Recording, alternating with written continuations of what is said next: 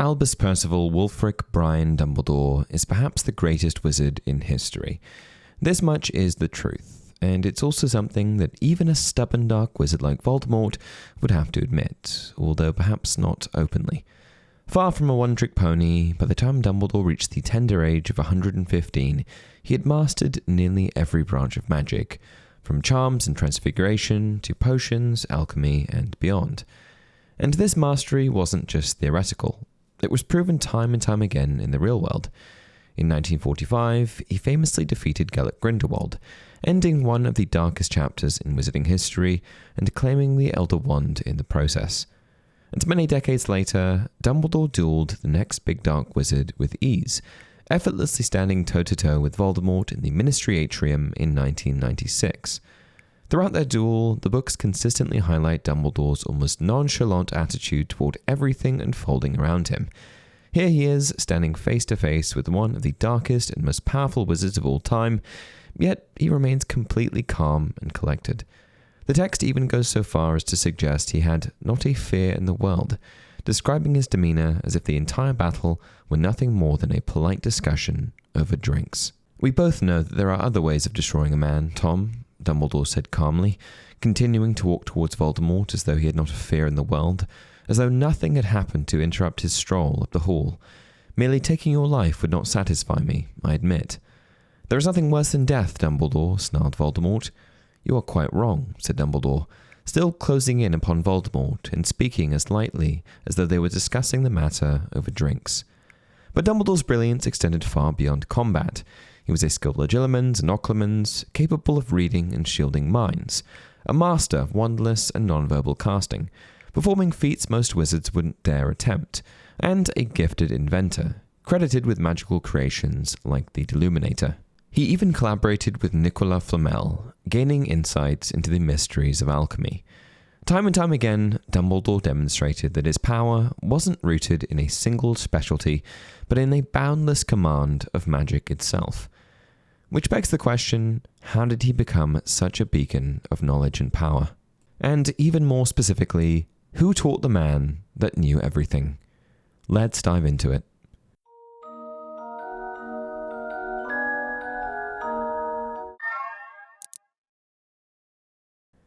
Hey everyone, welcome to another installment of Harry Potter Theory. Albus Percival Wulfric Brian Dumbledore was born in the year 1881 in a town called Mold on the Wold, a mainly wizarding town in the UK. It was here that Albus lived with his family, comprised of his father, Percival Dumbledore, mother, Kendra Dumbledore, sister, Ariana Dumbledore, and brother, Aberforth Dumbledore. In the autumn of 1892, at the age of 11, Albus Dumbledore began his formal education at Hogwarts. But his foray into school did not come without complications.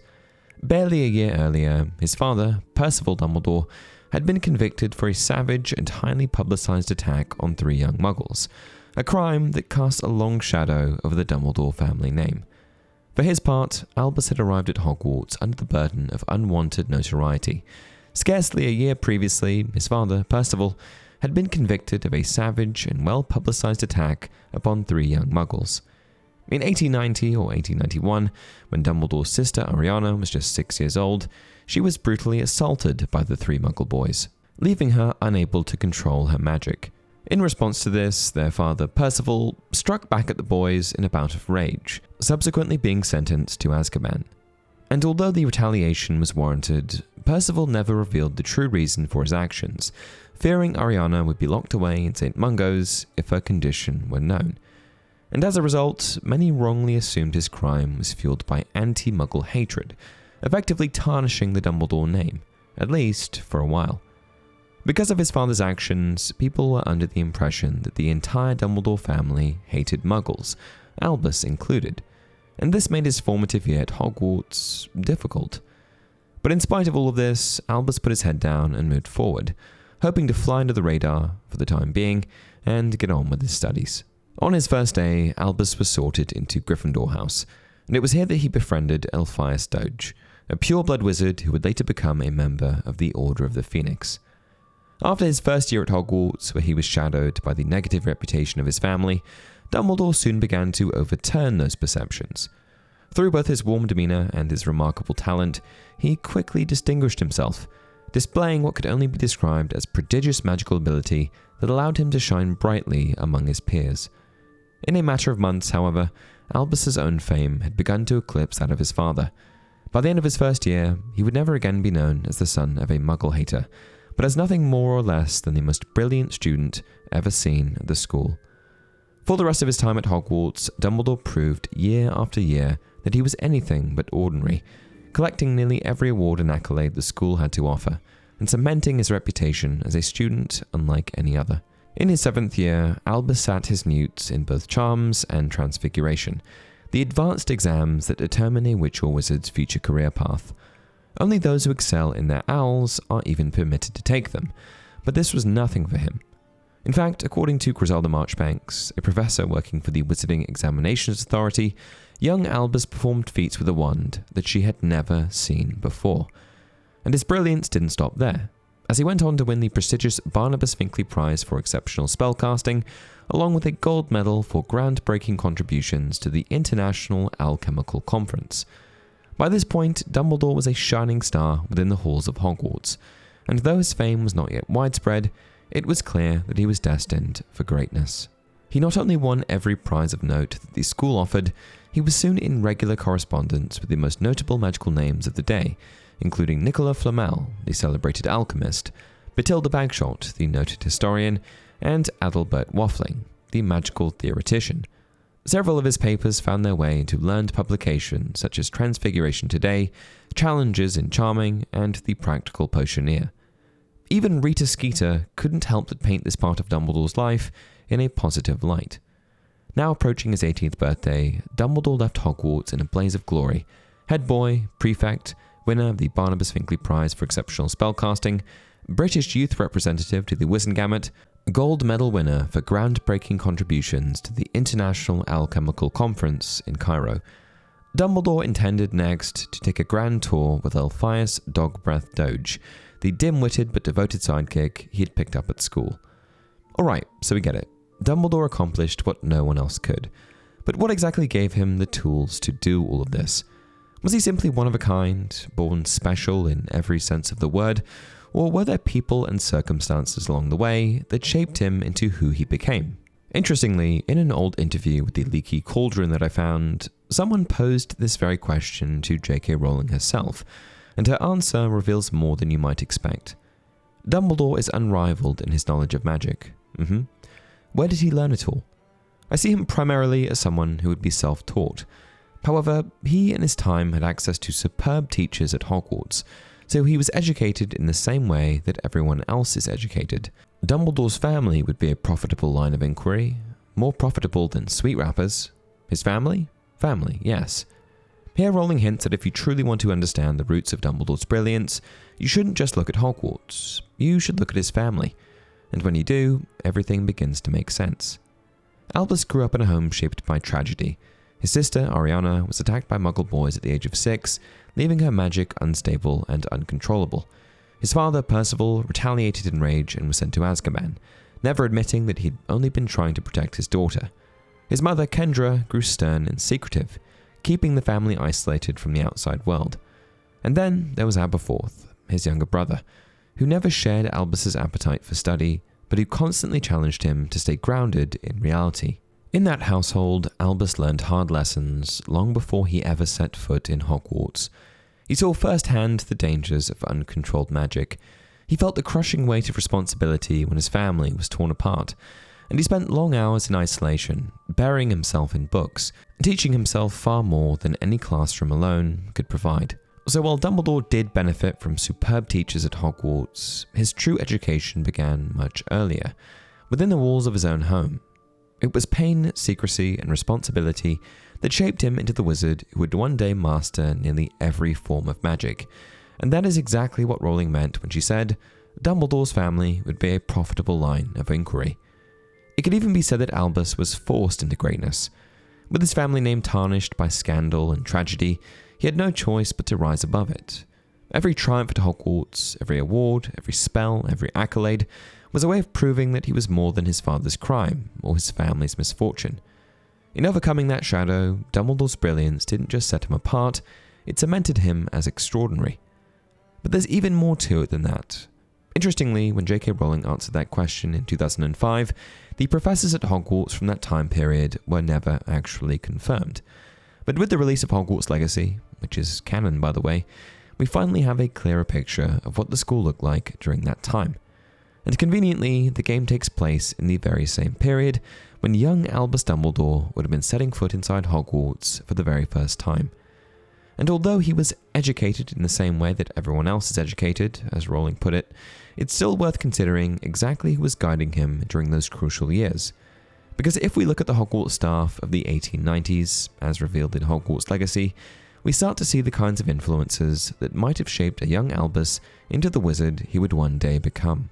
At the very top sat Phineas Nigellus Black, the headmaster infamous for being more concerned with his own comfort than the well-being of his students. For most children, his indifference might have been discouraging, but for Dumbledore, it may have been the first lesson in leadership by negative example. He would one day become the kind of headmaster Black never was, present, wise, and deeply invested in his students. In many ways, Dumbledore's perspective on Black may have mirrored the way he later spoke about Gilderoy Lockhart, an inspiration for his famous remark, "There is plenty to be learned even from a bad teacher. What not to do, how not to be." In the realm of transfiguration, the very subject that would define his later career, Dumbledore would have been taught by Professor Matilda Weasley. Matilda was described as compassionate, fair-minded, and deeply dedicated to her students, a stark contrast to Headmaster Phineas Nigellus Black's cold detachment. Where Phineas embodied what not to be, Matilda represented the best of what a Hogwarts professor could offer. Under her, Albus wasn't just taught to master the mechanics of transfiguration, but also how to approach magic with discipline, responsibility, and heart. This nurturing influence may have been critical for a boy weighed down by family scandal. Rather than allowing his father's reputation to define him, Matilda's steady encouragement likely helped Dumbledore turn his raw brilliance into refined mastery. And considering that transfiguration became not only his greatest strength, but also the subject he would later return to teach himself, I think it would be fair to say that Professor Weasley's nature left an indelible mark on his career and his philosophy as an educator. In Charms, young Albus would have studied under Professor Abraham Ronan. Canon paints Ronan as playful, witty, and endlessly enthusiastic about his subject. Unlike many professors who leaned on strict discipline, Ronan believed that magic should be enjoyed as much as it was studied. His classroom was full of games, laughter, and creative exercises. It reminded to his students that learning spells wasn't just about rote memorization, but about imagination and joy. For Dumbledore, weighed down by the shadow of his family's misfortune, Ronan's light-hearted teaching style may have helped show him that magic was more than a burden or a responsibility. It was also wonder, creativity, and play. In Potions, Dumbledore would have encountered Professor Aesop Sharp, a former Auror scarred by his past. Sharp's stern and pragmatic teaching style may have taught Albus an early lesson about consequences, that every spell, every potion, and every decision carries weight. From Sharp, Dumbledore likely learned not just recipes and formulas, but the importance of caution and precision. In Defense Against the Dark Arts, he would have studied under Professor Dina Heckert, a hardened duelist who believed in preparing her students for real danger, basically the opposite of Umbridge. It isn't hard to imagine that her experience and intensity left a lasting mark on Dumbledore, sharpening the skills he would one day use against Grindelwald and Voldemort. And of course there was Professor Cuthbert Binns, still alive at the time and droning on about magical history. While most students fell asleep in his class, Dumbledore, ever the scholar, may have absorbed more than others realized, grounding himself in the deep currents of wizarding history that would one day shape his decisions as both a leader and a strategist. So while Rowling may have been right, Dumbledore had the same education as any other student, it's clear that under these teachers, with his extraordinary mind, he absorbed not just spells and theory, but perspectives. Each professor, whether inspiring or uninspiring, helped shape him. And when you put that together with his tragic family history, it's no wonder he emerged from Hogwarts not just as a brilliant student, but as the kind of wizard who could one day change the world. But I'm not done yet, because I think that Dumbledore had access to another teacher unlike any other. One that no other student could claim. After graduating from Hogwarts in 1899, Albus returned to his family home in Godric's Hollow following the death of his mother, Kendra. As the eldest sibling, he knew the responsibility of caring for his brother and, in particular, his sister Ariana, whose uncontrollable magic required constant attention. And it was during this difficult period that Albus crossed paths with Gellert Grindelwald, a brilliant but troubled young man who had recently come to live in the village with his great-aunt, Bathilda Bagshot, a noted historian, family friend of the Dumbledores, and Grindelwald's guardian. The moment they met, Dumbledore and Grindelwald recognized in each other a rare brilliance. Both were prodigies, and their relationship quickly ignited into a partnership built on ambition, intellect, and magical experimentation. And while it's never explicitly spelled out in canon, it's hard to imagine that their constant sparring, theorizing, and testing of each other's limits didn't make them even stronger. For the first time, Albus had found an equal, someone who could truly challenge him, where before he had effortlessly outshone every witch or wizard he encountered. They also had some pretty big plans, so there was plenty of motivation to be better. It also didn't hurt that Grindelwald's great-aunt, Bathilda Bagshot, was the author of A History of Magic, and one of the most respected magical historians of her age. Growing up under her influence, it's no surprise that Gellert developed into such a formidable wizard. And paired with Dumbledore, the coexistence of these two gifted minds created a volatile alchemy. Two boys who pushed one another further than either could have gone alone, sharpening their power in ways the rest of the wizarding world could scarcely imagine. And so, while the answer to the question of who taught Dumbledore is complex, the simplest truth is that Dumbledore was unique.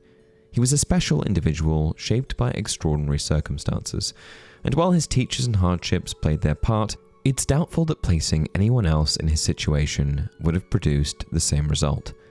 His Hogwarts professors shaped and refined his talent. His family tragedies forced him to mature and seek knowledge on his own, and his brief but intense relationship with Grindelwald pushed his abilities to new heights.